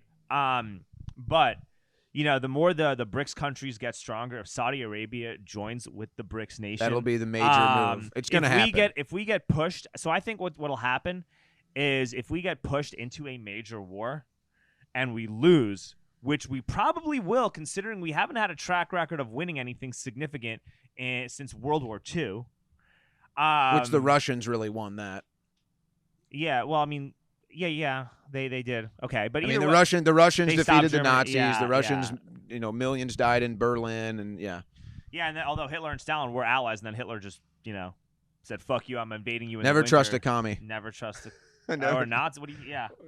Socialist, commie. They're all the same to me. Same. All right. Yeah. They're both genocidal maniacs. But exactly. Yeah. Never trust a genocidal maniac. Either way, my mom grew up in Russia and Ukraine, and they were not welcome in either Germany or Russia because we were Jews. So it doesn't matter. All right. The point is though that the point is that we haven't won anything significant since like World War II, and because we haven't won anything significant since World War II, all it takes, and now that you're seeing these new alliances form, and you're trying to see an alternative number one currency trying to develop. Once we lose it, like, and our status as the number one currency is based on force. Once we're no longer a nation that people are afraid of, why are people going to use our dollars? There's literally no reason for it. Well, yeah, and especially if they're not going to be using them for oil deals, which they're not after the Russian ruble and the Chinese yuan are going to start being used next month. So that's a big problem. Here's what it comes down to. A war is not going to look – I don't really see a land invasion type of scenario happening in the U.S. because it's not worth it to China. It's not worth it to Russia. It would cost them too much and the benefits would be too little. So what it's going to look like is the real war is energy wars. Well, China and Russia don't have to do anything to shut off our energy, or I guess they do. They own Joe Biden, and Joe Biden is shutting off our energy. So that's where the real war is going to be fought and won. It's going to come down to access to energy and means of production, and we're shutting that down right now. And that's the big key, and that's the big lie we're being told in Ukraine, is that there's all this massive industry giving Ukraine weapons and all of this stuff. It doesn't exist. Russians are firing like 10,000 bullets to every 1,000 Ukrainians are shooting. They don't have the means of production to get tanks into Ukraine, even if they do get tanks from Germany and the U.S. Russia can make tanks overnight. So, dude, and we're crashing trains left and right in our own country, and you have no idea who's even operating these trains. And you have this is really tinfoil hattish, but you have Confucius Institutes all over the place. Like, who knows if a CCP agent winds up getting a job operating these trains at these major rail companies, and they're doing it on purpose. Like, there's no evidence to suggest this, but what if that becomes a possibility where you don't need to do an invasion? All you're doing is just infiltrating major infrastructure systems and destroying our infrastructure from within. So all of a sudden, now we can't eat. Now all of a sudden, we can't transport gas. Now all of a sudden, the means of which that we had a flourishing country are no longer in existence, and we're going to turn into a third world shithole where we are spending more time arguing with each other than trying to build up our own nation. Like, we're on the thresholds of late stage empire collapse. So you have that, and then you also what if China invades Taiwan, which they will do? They will invade Taiwan, and we shouldn't go to war. There's no reason to go to war with China, right? We shouldn't do it. But if we don't go to but if we don't do anything, then all of a sudden the BRICS countries are going to say, look, we can do all this stuff throughout the globe and the U.S. can't stop us. Why are you using our currency? And then if we go in there, you create a really unpopular scenario. And we don't have a very well-trained military. People like our age group can't even do a pull-up anymore. It's actually really bad, the lack of physical fitness standards. Well, we've got enough military. The problem is we're spread too thin. Yeah. And if we lose this conflict, then the world is still not going to recognize us anymore as a leader. And, once we're no longer recognized as a leader, they stop using our currency. Once they stop using our currency, we no longer have relevance globally in any capacity. And then China, Russia, Brazil, like the BRICS countries start running everything. And if they're creating a digital dollar, that's just one step closer to creating a global CBDC, which is exactly what Klaus Schwab and the people at the World Economic Forum ultimately want. Our political leaders are making all the wrong decisions right now. It is much more in our financial and country's interest to protect China, or rather to protect Taiwan from China, than Ukraine from Russia. And instead, we've decided to make Ukraine our top priority, and that's because our leaders like Joe Biden have criminal enterprises going on in Ukraine. Taiwan, strategically for us, where we get microchips and where we can have a strong ally right there next to China, is much more in our interest to be protecting and working with than Ukraine. So unfortunately, our leaders made the wrong decision on that. And yes, China will probably take Taiwan eventually. I mean, they might not even have to do a land invasion. They'll just declare it China again. They kind of already have in a way, take control of the means of production. And that's when the U.S. will be in trouble. No, I agree with you. I was going to say, you think Donald Trump or a new Republican president can actually solve this? I think the only person that I see right now that could solve the international problems, geopolitical problems we have is Donald Trump. And that's the number one reason why I would vote for him. I'm not a political purist. I got plenty of problems with Donald Trump politically. I'd kind of like also to see the Republican Party move on, quite frankly. But the issues that we have internationally and geopolitically are so paramount, and I don't think there's anybody else that could really fix them in a short period of time other than Donald Trump. So you really think that Donald Trump could fix these issues after he got kind of like steamrolled by Fauci and steamrolled by everybody during COVID? Yes, because the international community, the international global leaders actually respect Donald Trump, and they care about what he has to say. They don't care about Fauci. So, and they definitely don't respect or care about Joe Biden. Well, obviously. But you don't think DeSantis could? No, Why? I don't think DeSantis. He just doesn't have the. He doesn't have the demeanor.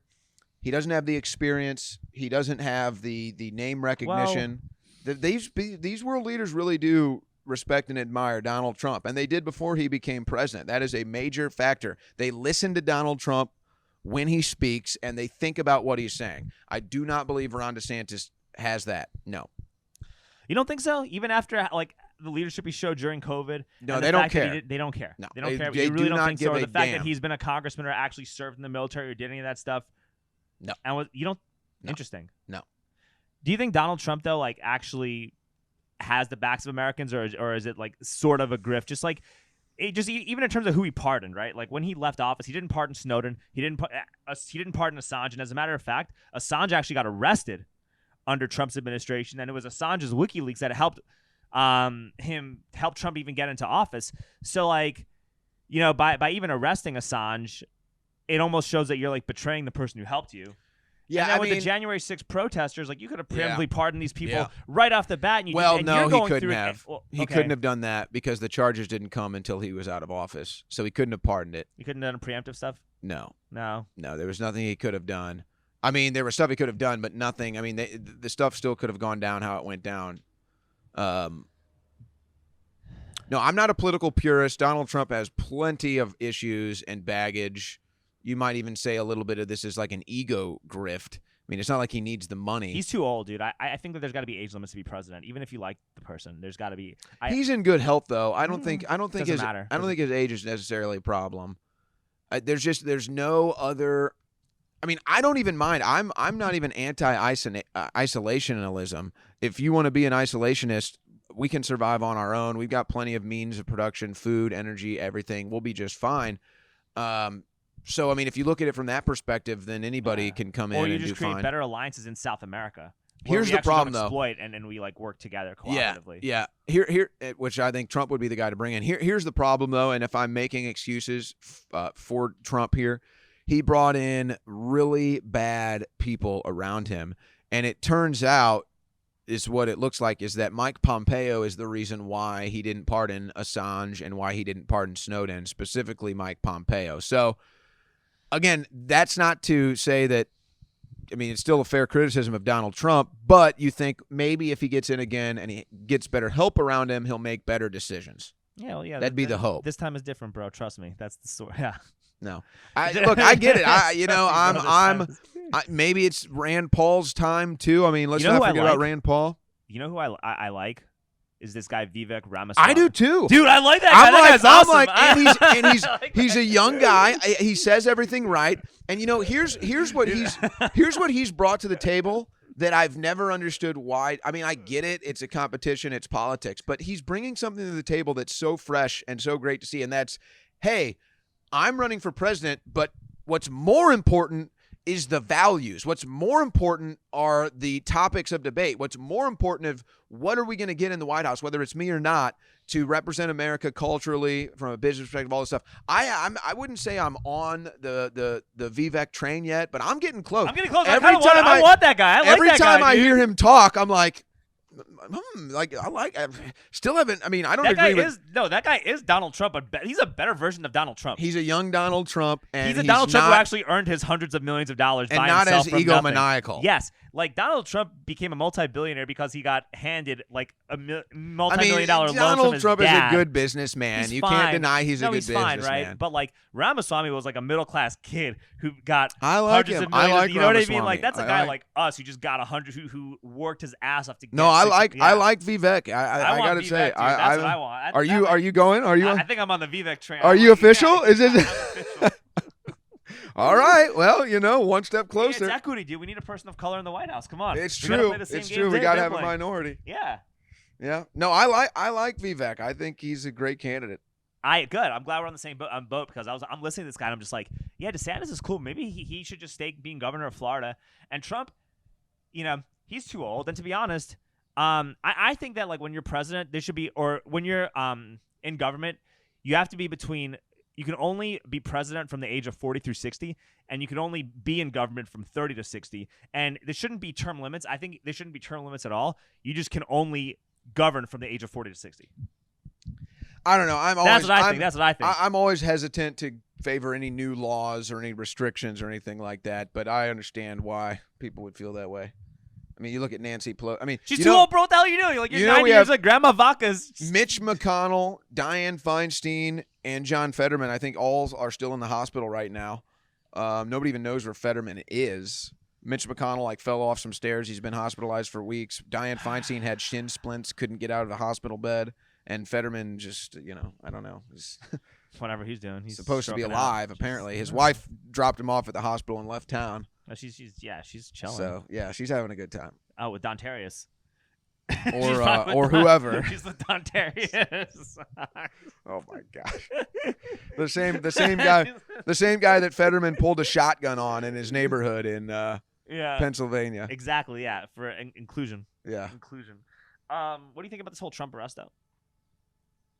Well, it's not going to happen, not over the Stormy Daniels stuff. That's a good thing. They'll probably continue to tease it, which will just help him politically. It's a ratings, yeah. I don't know. I mean, it's kind of like the situation in Ukraine. Like, clearly the West has now shown Russia that they're not going to back down. Sending the depleted uranium munitions into Ukraine was a message to Russia that they're going to keep fighting this war.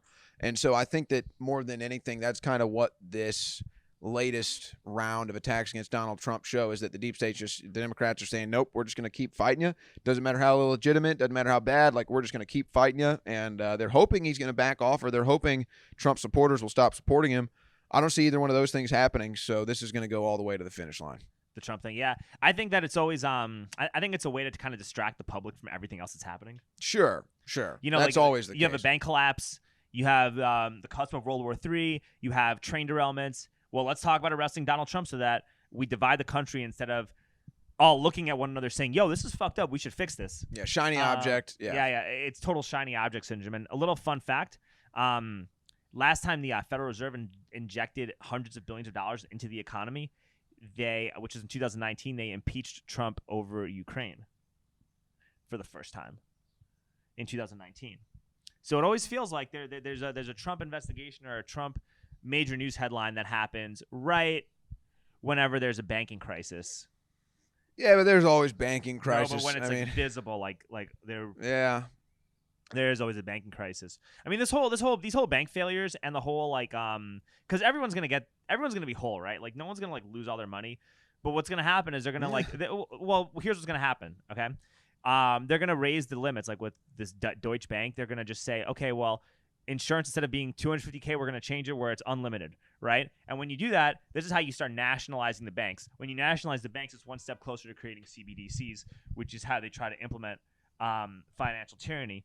And the more these geopolitical conflicts continue getting out of hand, what they're trying to do, I think, is they're trying to say, look, this is why we need a global governing body. We need a world court. We need a stronger centralized leadership to prevent what this tragedy that we just saw happen from unfolding again. Just like the UN got birthed after World War II. Always. And a lot of the people that NATO, same with NATO. Yes, a lot of the people that gave that helped lead in the formation of NATO and all these other organizations were the same people who gave money to Hitler and the Nazis pre-World War II. But see, this is what it all kind of boils down to, and this is why America was created. all these world problems don't have to be ours. And they don't have to be yours. That's the whole point. You're independent. You're sovereign. You don't, this nation over here collapses. This nation over here at war. This bank over here collapses. Like, that doesn't have to impact you. And so that's one of the biggest psyops that is run against us as a country, against us as Americans, is that somehow all these things happening all around the world or in all these different far-off places you couldn't find in a map somehow affect you and you need to care about it. No, I don't. No, it doesn't. It has no effect on me in any capacity. And all this stuff started really happening and amplifying once the Federal Reserve got created too. Because pre-Federal Reserve, we were an isolationist nation for the most part. We were at war with we were expanding westward with native tribes, but we were an isolationist nation. We're probably going to get the Texas secession on the ballot, Yeah, but if you don't have sound money, it doesn't matter, right? Like that's the problem with these secessionists is that we got to secede and this and that. And I'm like, okay, I understand. I don't want to get drafted to go fight in Ukraine. I don't want to take a vaccine. There's a lot of stuff that I could say that I agree with this, right? Like I don't want my 5-year-old when I have kids to be forced to take puberty blockers. But you can't secede unless you have a monetary system that will enable human flourishing. So unless you get onto a Bitcoin standard or do something like that. If Texit is on the ballot, are you going to vote for it? Not unless they have an actual plan to make it a sustainable. Not unless they have an actual plan to make I'm it. talking so about that just to get it. So it's like first you have to vote to get it on the ballot. I'll vote to get it on the ballot, sure. But if it's on the ballot and there's no actual plan to adopt better money or create an infrastructure system so you'll at least create vote, that foundation. You'll at least vote to get it on the ballot, but then you'll want to see something provable before you vote for it to happen. Yes. All right. I'm thinking about becoming an advocate for Texit. Okay. So it's not official. I'm not in any official capacity. I got an episode of Brian Slayton, the state rep, on Monday. I like Brian. Brian's cool as hell, dude. I love Brian. Brian's awesome. He's one of the good ones. Yeah, Brian is one of the good ones. Yeah. So, and he's big on Texit. He is. He made the bill, so we're going to talk about it. I'm going to be like, okay, what's the plan? How do you implement that so it works? So he might be the one to convince you. We're going to talk. I'm excited to talk to Brian. Brian is one of my favorite, if not my favorite, representative. I hang out in his office sometimes. No, it's good. Brian's a good one. Briscoe Kane is pretty cool. Yeah, there's some good ones in this Texas legislature. Briscoe Kane, his staff members all watch my videos. Nice. So you got funny videos. Thank you. I appreciate that. Do you remember how we met? So I thought it was West 6th one night, and I was out, probably drinking, and I thought it was outside of Unbarleavable. That's not how we met. That was just another instance of us meeting. Okay, well, I thought that was the first, so I don't remember that. No, we met before that. Come on. We so the first time I ever met you was in 2016 at a Trump rally outside the W. That was during the day. When all those daytime. Trump protesters were out there? Yes, and I just had my pedicab because I was like, oh, maybe I'll get some rides. And I was pretty neutral and apolitical, right? And you were asking if I wanted to talk to you on camera, and I was like, no, I don't want to talk on camera just because I don't That's ironic. Yeah, I was just like, no, just because I don't really know enough or care enough about Donald Trump to even say. See, that day was so crazy, and I was getting footage that day, so I don't even remember that. Yeah, I talked to you for 2 seconds, because there were literal clowns out there. Oh, I know. I was like, well, no, because I don't really know enough or have a strong enough opinion on the situation to say anything. Very forgettable. Yeah, super forgettable. So I was like, no.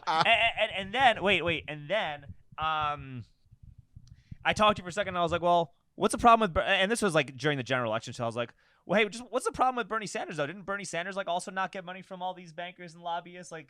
And we didn't really talk about that, but I just asked the question. You're like, oh, I guess whatever, that's fine. And then you just went and did your thing.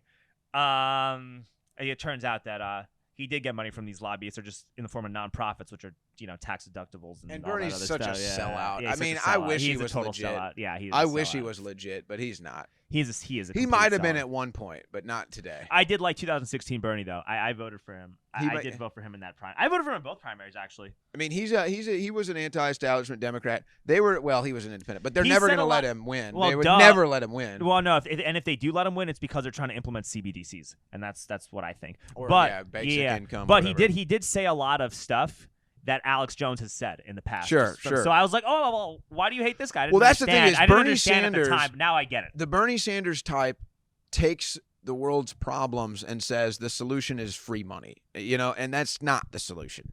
But that's the basic concept. I mean, if you could boil it down to a sentence, it's take the world's problems and solve it by giving people free money. But I do like the Bernie Sanders guys. They are fun to talk to. They're anti-establishment leftists. They're fun, and those are people that you could actually kind of find a middle ground with. Like if you're governing, I'd want. And they don't have this Trump hate.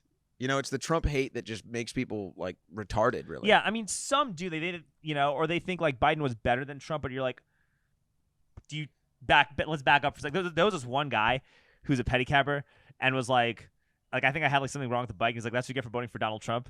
Hey, and he's joking around, and I'm just like, shut up. You owe me gas money. Oh. Hey, by the way, when World War III happens, you're going to be the first to go on the front lines. And I just said everything that happened, and then like the whole line of pedicabbers that were like half and half, all were laughing by the time it was over with. So it's all in good humor. It's all in good humor. And there's a lot of hardcore like Bernie people that ride these tricycles now. And what happens when you put on one of your songs? Oh, they like it. They think it's funny, though. That's the thing. Joe Biden is a pedo. I made a Trump song, too, actually. Well, there was one night. I remember that first time I got a petty. Yeah, and I was like, okay, yeah. And I was like, dude, you want to ride?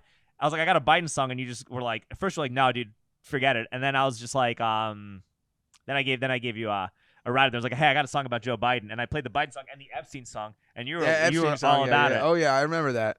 But no, so I met you, 2018, I met you.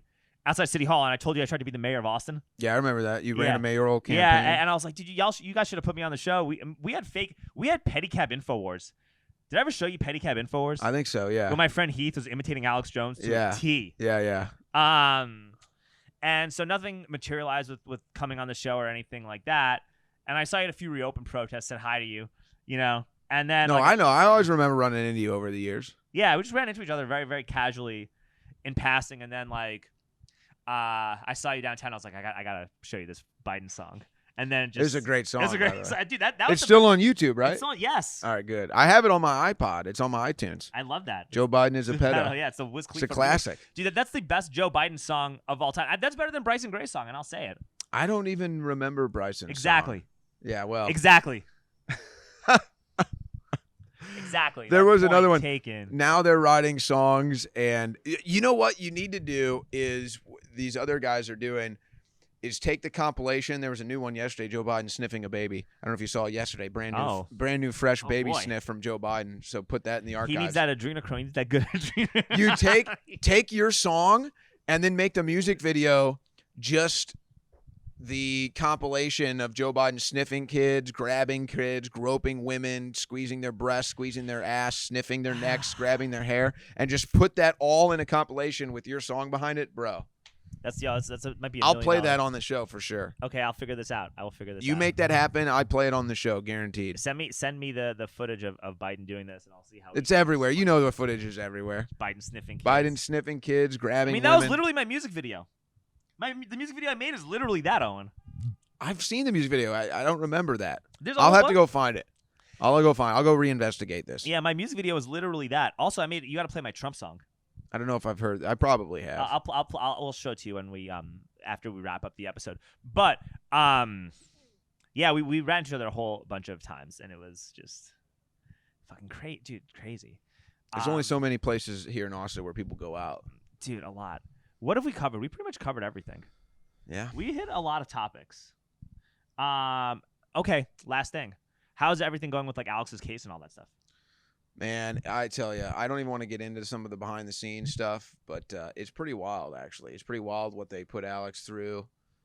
And when you experience that firsthand, you realize what evil we're up against, and you realize that certain people have just totally sold out to it, bought into it, and they just do not care.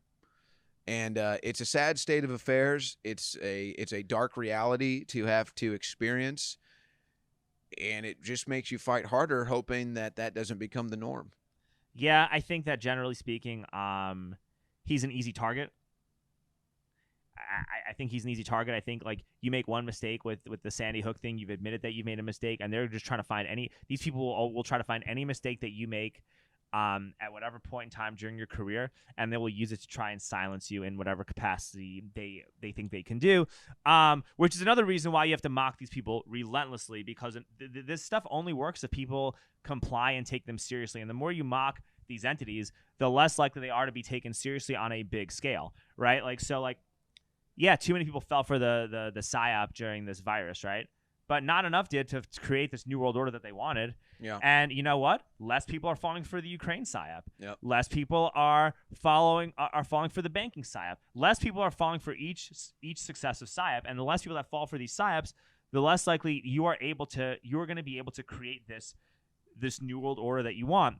And yeah, they're going to try to ratchet it up. There's going to be more delusionment. They're going to try to like make these geopolitical conflicts as bad as possible. But all you got to do is stay one step ahead of the game, understand what the playbook is, and everything is laid out in documents. You can read all these Rockefeller lockstep documents. They're all there. You can watch the World Economic Forum press conferences. They have to show this to you legally. They openly say this stuff. So all you have to do is just be one step ahead of everything, and you have to, because you can't logically reason with tyrants. You can't vote your way out of tyranny because tyrants are not going to make the voting fair.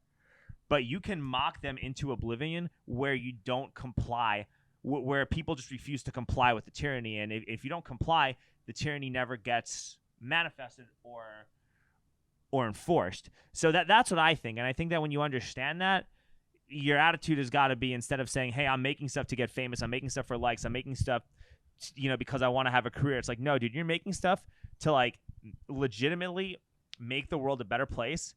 And if not change the world, stop a horrifying change from happening. And your goal is to just continue putting out content, making stuff, and doing the best you can to reach, even if it's just one person, to wake somebody up so that that's one less person complying with the bullshit.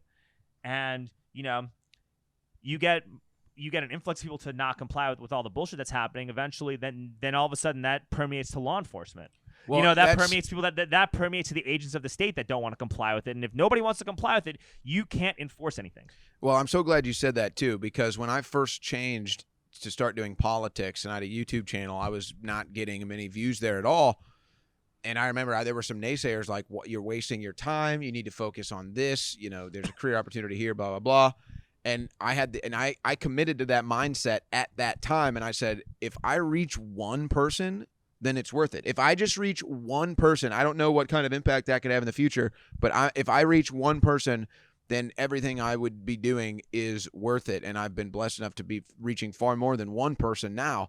But that's just where it starts. But, getting back to the humiliation factor, I think that this first go around, I even look at myself, in the defiance to the mask mandates and everything else, I was mostly, I would say, a jerk, I guess I would say. Like, somebody tells me to wear a mask and all this stuff, I'd be mean to them. Yeah. Like, I'd be mean to them, and I'd maybe at first try to be nice and say, hey, look, there's no law, or it doesn't help anything, or maybe fake the asthma deal, whatever it is. So I had a Spider-Man mask that I just put on like cost. But that's what I'm saying is, like, I was really, like, I was obstinate and I was standoffish and mean to these people. And I think that if it came down again to that point, I think that I would kind of switch my approach and just go into straight humor. Yeah. Like, just, you're going to tell me to wear a mask, and I'm going to make you look like a jackass. I'm going to put on 30 masks. And I'm going to sit right here, and I'm going to put every single one of these medical masks on. Is this okay? And then I'm going to sneeze, and they're all going to come off. And I'm going to fumble around on the ground, for my sneeze mask. That's kind of, I think, if we had to go through it again, the thing that I would do differently is maybe take that approach of less standoffish jerk, leave me alone, to make a mockery of it. Yeah, just dive in. Yeah, just dive in, culture jam. Exactly, yes. So, you saw the mask I wore when I was giving rides. The Captain America mask. Yeah, and then it was like a reverse. Yeah. the mouth was open. Yeah, like, I'm wearing a mask. Let's go. This is for just your crazy. People put underwear over their head. I saw all kinds of crazy stuff. Super, and like whenever I went into the grocery store, I'm like, all right, hey man, there might be some old person. Like, I don't want to get, like, it's whatever. I'm only going to be there for 2 seconds. I'm putting the Spider-Man mask on. I'm just wearing or gorilla costumes or Ninja Turtle masks. Like, I was just doing that, and just because, like, honestly, the more people that just do stuff like that, the more silly it looks, and they'll just get rid of it because, like, dude, they don't want a bunch of people walking around in superhero masks. Just it's hard to believe that we actually went through that, but we did. That was a real thing, man. They made us wear a frickin' mask. God, crazy. They made us do all that. Well, yeah, forget about the pollution of the environment. Forget about these people collapsing your currency. Forget about the fact that your Social Security won't exist. Just shut up and put your mask on. Man, I wish I was in the mask industry. Dude, for real, right? Would have been making some dough. You'd be making bank. I'm being retired. Dude, you guys had your own masks. We did have. You masks. had InfoWars, man. We did have InfoWars You had your own mask. I don't remember how many of those we. I hope it was 0. I hope you sold zero because No, if anybody listened to your show, that should be the last thing that any of them actually bought. We actually did not buy that many, but they did eventually all sell out. And I don't know if I ever wore one. Well, I don't even want to. It was just there were times where we had standoffs at the front of restaurants. I'm not even kidding. And I think this is what led to it actually is Alex, myself, and some of the other InfoWars crew had a standoff at a restaurant. Like we had a table reserved and none of us were wearing masks and they wouldn't let us in. And we basically had this gigantic standoff for like 10 minutes over this mask thing. And I don't even remember the solution, but Alex's response was, if they're going to make us wear a mask, I'm going to sell a mask that says InfoWars on it, and at least we can do some marketing when we're out like this. But we didn't. That was a really Godzilla mask. You should just given all y'all costumes. Yeah, the reptile mask. Yeah, just wear that and like just walk around and just wear the reptile mask. Sit at your table and you already make the point anyway. Yeah, it's such a joke. Hopefully, never again. No, there will always be something again. But honestly, these masks were also done because I think it's all ties into, and we got to wrap up soon. But like, it also ties into the whole defund the. What do you think the defund the police stuff happened? What do you mean? Like, why do you think they were going so big on defunding the police? Well, it's an easy bait for liberals. I can tell you why. But I mean, Austin's been hit maybe the worst with it, really. Well, I can tell you exactly why it's happening. It's because they want to replace the police with something else to create more of a police state. Well, sure. I mean, ultimately, it's a bait and switch. Yeah. Almost everything in is. In San Francisco, you got to show your face now. You got to do Face ID and at the Walgreens or at the supermarket to even buy your food. We'll have ways around that. But that's what they're doing. And like San Francisco is like a crime-infested shithole with this Soros DA. It's horrible. Who would want to live there? Yeah, nobody, right? But the point is, now that's their solution is you got to have a face ID. You got to show your Face ID and do all this like CCP like New World Order stuff now to go buy your basic groceries. Yep. And they have all these robot police dogs that they're coming out with. Like you have security. Like it's gonna places fail. like New York City got security cameras everywhere. Like it's gonna fail. They're not gonna win. Well, they won't. Nobody wants to live in that tyranny. Nobody wants to, but people also need to understand what these progressive measures are going to lead to. And if you like slow walk why this is happening, like, hey, bro, these people that gentrified you out of your house in East Austin, they don't care about actually promoting racial equity and making law enforcement less tyrannical. Even this idea, even this idea of gentrification is ridiculous because we're in an area here of Austin on the east side that has been downtrodden for a while, and there's been some problems here for a while. And now I'm driving through, and they're actually like rebuilding it and putting up nice apartments. And I'm like, oh, this could be looking cool. Like maybe next to a homeless camp, and everyone that you're gonna come is gonna have. Well, eventually they want to move them out. Everyone there is gonna by the time by the time they've got to move like them a 15-minute city, or by the time they have all these multi-million-dollar condos and you can't afford to live here anymore, then they'll move them out. Yeah, then they'll move them out. Well, those apartments are not going to be cheap, I bet. Yeah, and everybody there's going to have pronouns in their bio and Ukrainian flags in their bio. So cool. No, yeah, good.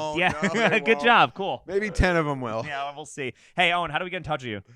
The best place to find me, one of the most banned men in the world, is banned.video, and I'm live there 3 to 6 p.m. weekdays hosting the InfoWars War Room, and Sunday nights 6 to 8 p.m. hosting Sunday Night Live. That's where you can find probably about 90% of my content at banned.video, infowars.com. And then I've kind of got a little thing going on the side at rumble.com/Owen. It's just a little studio I built myself. I like to go live and have a little bit more fun like what we're doing here. So rumble.com/Owen. Subscribe there. And I'll be live on banned.video here in about 3 or 4 hours. Excellent. We're excited. Owen, thank you so much. Great time, man. I love what you're doing. Thank you. This broke the internet. And keep going to the city council and giving them, next time you stumble and fall on a scooter or, maybe you have to take a picture of your feet for OnlyFans. Oh, believe me, there's a lot more. There's I a love lot. It, yes. There's a lot, dude. The state legislator, I'm going to have a field day with these people. That's great. And you're getting them on you're getting them on the podcast too. That's awesome. I know, it's fun. Good times. All right. We're excited. We got bonus footage next. Let's go.